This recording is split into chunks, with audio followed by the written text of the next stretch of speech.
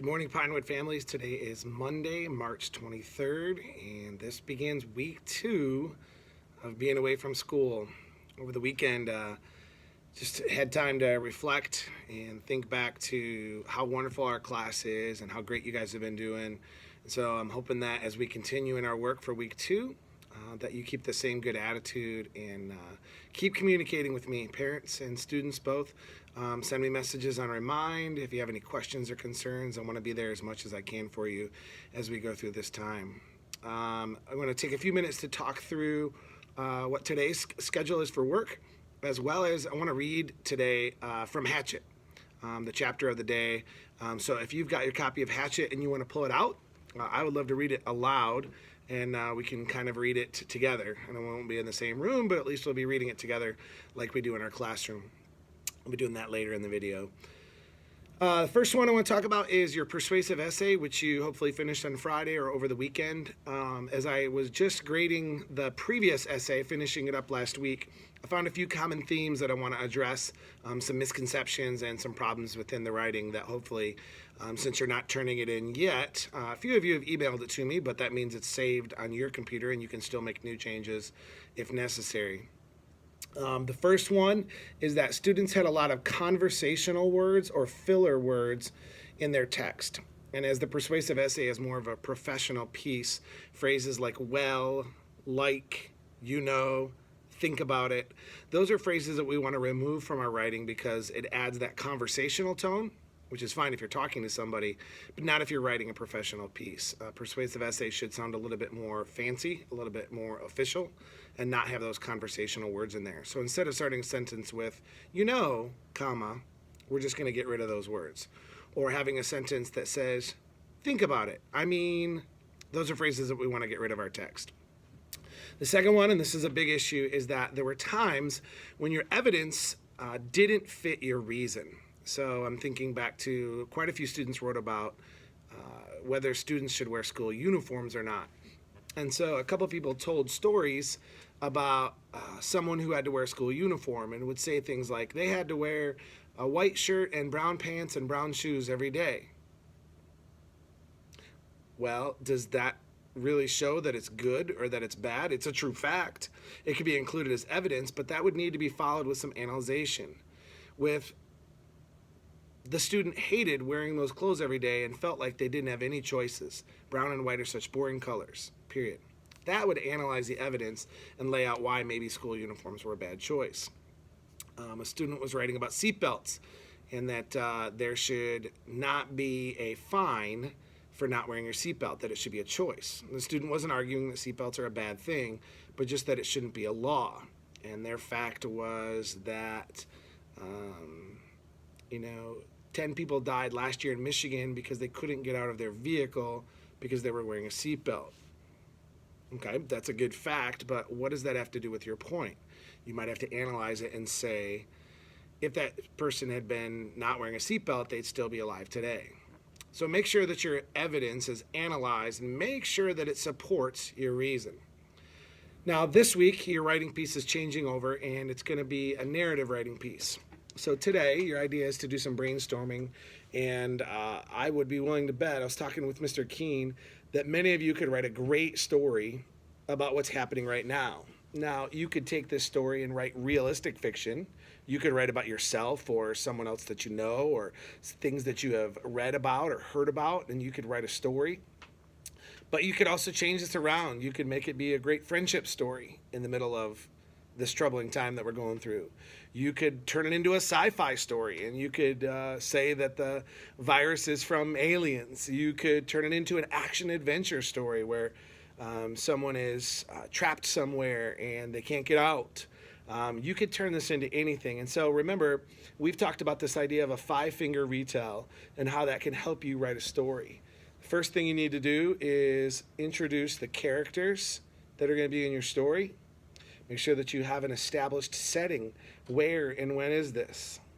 Make sure that you introduce a problem, whether that problem is something inside of a character or outside of a character. And then there's a lot of events that happen in the story that bring the characters in the story towards the solution. And then finally, the solution. So you got characters, setting, problem, events in the story, and there's a lot of events in the story. Make sure there's not just one or two events, and then finishing with the resolution. Today you're also going to be working in your SMJ, and I want to take a minute to talk about those math boxes. I realize that these are challenging because there's such a high variety of problems in there. Some of them are things your students haven't done for a long time, and occasionally they might even come to one that they have never done. And so I want to look at today's page. Today we're going to be on page 123, and we're going to look at this one together. Actually, I'm going to grab the camera, and we will get ready to look at that. The first problem you see has to do with place value. That one should be pretty easy, and you should be able to write the numeral in words as well as put the numbers in the right place. Write each fraction as a whole number or a mixed number. This is just reminding us that fractions are division. And so that first one, number 2a, 24/8, is really just 24 divided by 8. Some of these will have a whole number answer. Most of them will have a mixed number answer. The next one shows a graph, a circle graph or pie graph, and it talks about voting for their favorite fruit, kind of like we did with after-school snacks. The makers of Everyday Math have created a circle graph based on 60 votes. Now, we know that that means that apples, with an 18 out of it, will be 18 out of 60 voted for apples. But I would also like you to simplify those fractions. So use the division rule, find a number that divides into 18 and divides into 60 to get it as small as possible. Number 4, as some long division. You'll probably need to do that somewhere else because there's not enough room to show your work there. And then the last one, this is a challenging one that talks about landmarks, minimum, maximum, median, and mode. So you're going to make a long data set, which means a list of numbers. Now, these numbers have to fit these landmarks. We know that minimum means smallest, so the smallest number on the list has to be, yes, 50. And maximum is the biggest number, so the biggest number on the list has to be, yes, 57. We also know that mode means the number that shows up the most often, so there's going to be a bunch of the 56s on your list.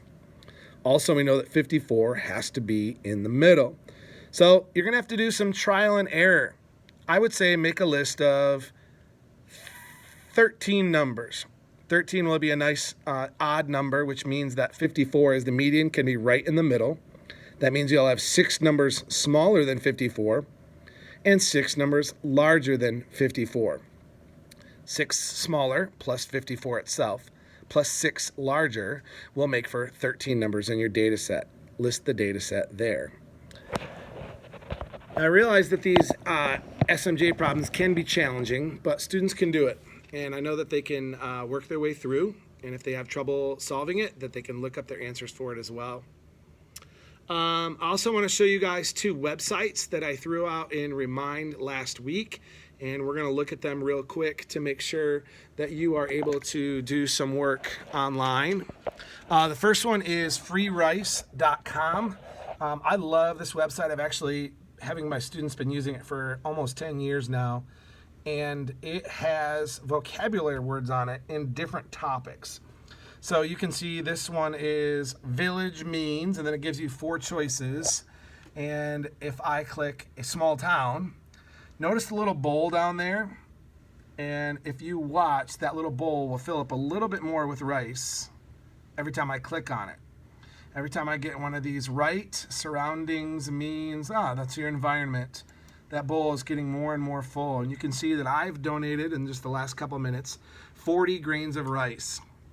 And if you look over here, these are some global stats. It says grains of rice donated yesterday and over time. This sends food to people around the world that are short on food. It saves lives in emergencies and people who are hungry. It gives them food. Up in the corner, there's a place to log in over here, and you can get it so that it saves your work. Otherwise, it won't save. It'll still donate the rice, but it won't save your work from day to day. If you click on the little 3 lines up here in the corner, you can change the categories. And so maybe you want to say, I'm going to change about world and Canadian geography, or flags of the world, or there's actually not just regular vocabulary words. The second website is the Shepherd Software one. We have done the USA Geography games, and I think most students were either on level 1 or level 2. Here's level 2, and it will have me dragging states. So like here's New Hampshire, and so I have to click it and drag it over here. Oh, it's nice. On level 2, they still give you the regions, so you know you can put it in the right spot. Oh, look at that voice say great. Put Massachusetts out there.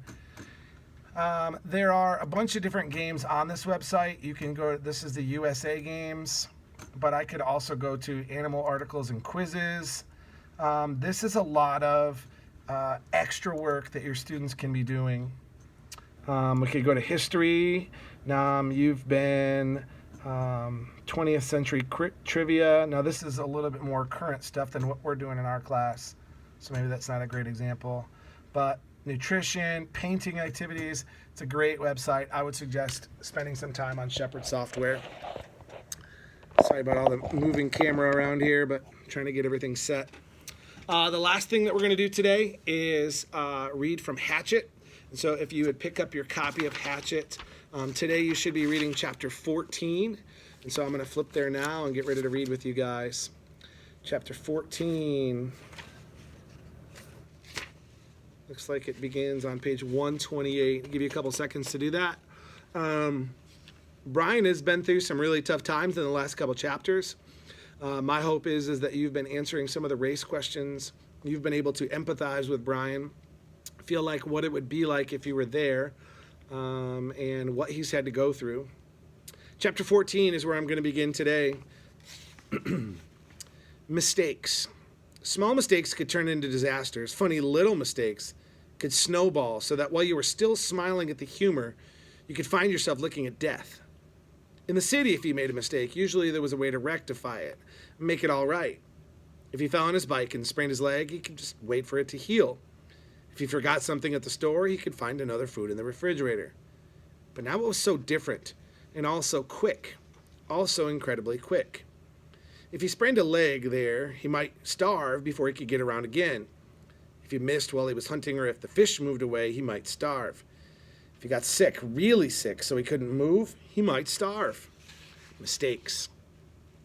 Early in the new time, he had learned the most important thing, the truly vital knowledge that drives all creatures in the forest. Food is all. Food was simply everything. All things in the woods, from insects to fish to bears, were always looking for... Did you say it? It was the great single driving influence in nature. To eat, all must eat. But the way he learned it almost killed him. His second new night, stomach full of fish and the fire smoldering in the shelter, he had been sound asleep when something, he thought later it might have been smell, had awakened him. Near the fire, completely unafraid of the smoking coals, completely unafraid of Brian, a skunk was digging where he had buried the eggs. There was some sliver of a moon, and in the faint pearl light he could see the bushy tail, the white stripes down the back, and he had nearly smiled. He didn't know how the skunk had found the eggs, some smell, perhaps some tiny fragment of shell he had left a smell, but it looked almost cute. Its little head down, its little tail up as it dug and dug, kicking the sand back. But those were his eggs, not the skunk's. And the half-smile had been quickly replaced with fear that he would lose his food, and he grabbed a handful of sand and thrown it at the skunk. "Get out of here!" He was going to say more, some silly human words, but in less than half a second, the skunk had snapped its rear end up, curved the tail over, and sprayed Brian with a direct shot aimed at his head from less than 4 feet away. In the tiny confines of the shelter, the effect was devastating. The thick, sulfurous, rotten odor filled the small room, heavy, ugly, and stinking. The corrosive spray that hit his face seared into his lungs and his eyes, blinding him. He screamed and threw himself sideways, taking the entire wall off the shelter, screamed and clawed out of the shelter, and ran to the shore of the lake. Stumbling and tripping, he scrambled into the water and slammed his head back and forth, trying to wash his eyes, sloshing at the water to clear his eyes. 100 funny cartoons he had seen about skunks. Cute cartoons about the smell of skunks, cartoons to laugh at and joke about. But when the spray hit, there was nothing funny about it. He was completely blind for almost 2 hours, a lifetime. He thought he might be permanently blind, or at least impaired, and that would have been the end. As it was the pain in his eyes, it lasted for days, bothered him after that for 2 weeks. The smell in the shelter, in his clothes, in his hair, it was still there now, almost a month and a half later. Whoa, did you notice? Gary Paulson very calmly mentioned to us that he had been there for a month and a half. And he had nearly smiled. Mistakes. Food had to be protected. While he was in the lake trying to clear his eyes, the skunk went ahead and dug up the rest of those turtle eggs and ate every one. Licked all of the shells clean and couldn't have cared less that Brian was thrashing around in the water like a dying carp. The skunk had found food and it was taking it, and Brian was paying for a lesson. Protect food and have a good shelter. Not just a shelter to keep the wind and rain out, but a shelter to protect, a shelter to make him safe. The day after the skunk, he set about making a good place to live. The basic idea had been good, the place for his shelter was right, but he just hadn't gone far enough. He'd been lazy. But now he knew the second most important thing about nature. What drives nature? Food was first, but the work for the food went on and on. Nothing in nature was lazy. He had tried to take a shortcut. He paid for it with his turtle eggs, which he had come to like more now than chicken eggs from the store. They had been fuller somehow, had more depth to them. So he set about improving his shelter by tearing it down. From the dead pines up the hill, he brought down heavier logs and fastened several of them across the opening, wedging them at the top and burying the bottoms in the sand. And then he wove long branches in through them to make a truly tight wall, and still not satisfied, he took even thinner branches and wove those into the first weave. When he was at last finished, he could not find a place to put his fist through. It all held together like a very stiff woven basket. He judged the door opening to be the weakest spot, and here he took special time to weave a door of willows in so tight a mesh that no matter how a skunk tried, or a porcupine, he thought, looking at the marks on his leg, it could not possibly get through. He had no hinges, but by arranging some cut-off limbs at the top in the right way, he had a method to hook the door in place. And when he was in, and the door was hung, he felt relatively safe. A bear, something big, could still get in by tearing at it, but nothing small could bother him, and the weave of the structure still allowed the smoke to filter up through the top and out. All in all, it took him 3 days to make the shelter, stopping to shoot fish and eat as he went, bathing 4 times a day to try and get the smell from the skunk to leave. When his house was done, finally done right, he turned to the constant problem: food.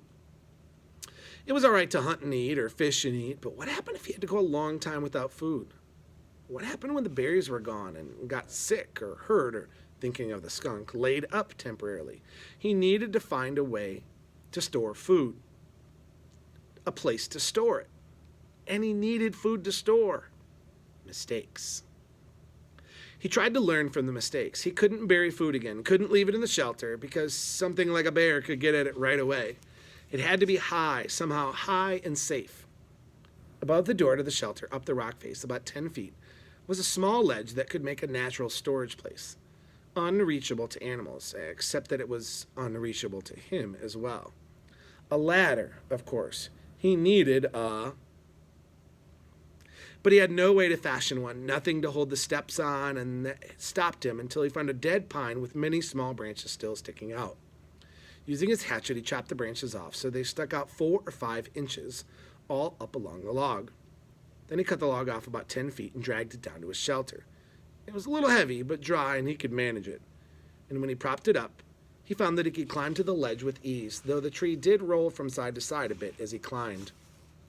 His food shelf, as he thought of it, had been covered with bird manure, and he carefully scraped it clean with sticks. He'd never seen birds there, but that was probably because the smoke from the fire went up right across the opening, and they didn't like the smoke.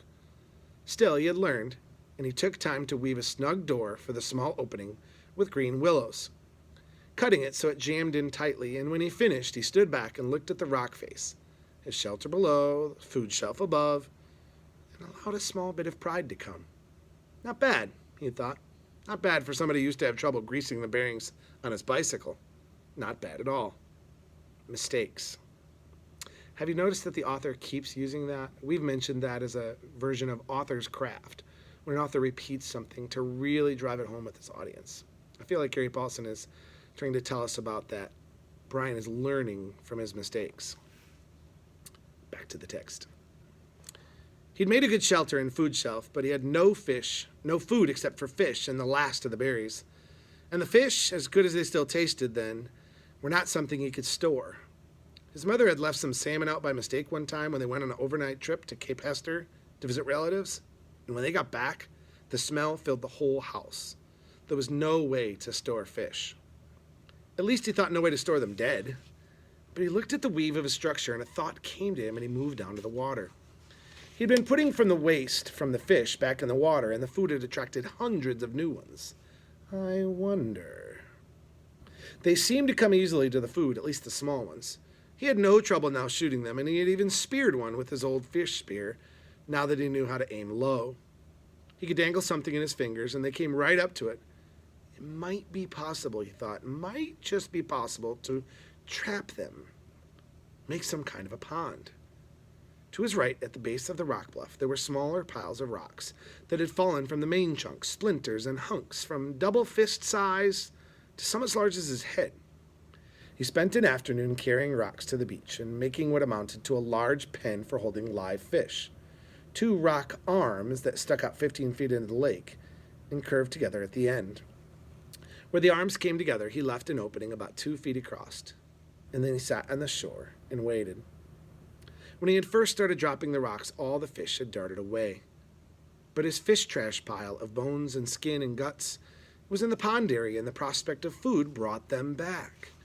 Soon, in under an hour, there was 30 or 40 small fish in the enclosure, and Brian made a gate by weaving small willows together with a fine mesh and closed them in.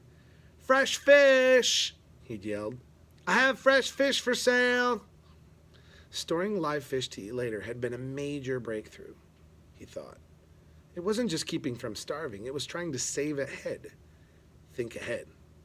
Of course, he didn't know how sick he would get of fish. For today's race question, I actually, as I'm reading, I've kind of come up with a different one that I want you to do instead of the one that's on the page. As you heard me mention, Brian has been learning from his mistakes. Let's make that our next race question. What kinds of mistakes has Brian learned from? Answer your question today in the race format. As I finish up the video, and I know this one's a long one now that I've added in the reading of chapter 14, I want to leave you with a couple quick thoughts. Connecting with people is hard when we're stuck in our homes, but it's worth the extra effort. Find a video game that you can play online with someone else. Find a game that allows cooperative players. You can find an app that you can download. Actually, a goofy game that my family and I play together when we're in our Wi-Fi is called Space Teams. Just look it up in the App Store. It's free. It's silly, but it's something that a few of you in your family, I think up to like 5 people, can play at once. Find something to do with somebody else. People that live in your house and people outside of your house. FaceTime somebody. Use the Marco Polo app to send videos back and forth. Give people a call. Connect with people outside of your home, and that's going to be an important thing for you to do to keep your spirits up. And find a homework buddy. Call somebody and ask them about the SMJ page that we're doing, or what do they include in their race question. Absolutely cooperate, work together, share ideas, and this is going to help keep us not from going a little bit crazy, staying inside all day. Students, probably Tuesday or Wednesday, I'll create another Facebook Live event, and I'll make sure to communicate when that is so that everybody can be online. But also, one of the things that we really liked about the Facebook Live event was the comment section over on the right side. And I know it won't necessarily be in real time, but today when this video goes live, most of you are going to get notifications for that. Feel free to throw comments at the bottom. You guys can talk to each other via the comment section, just saying hey to each other or whatever you'd like. Well, as always, good luck in your homework, or I guess all work right now is homework. Good luck in your schoolwork, and I will talk to you soon.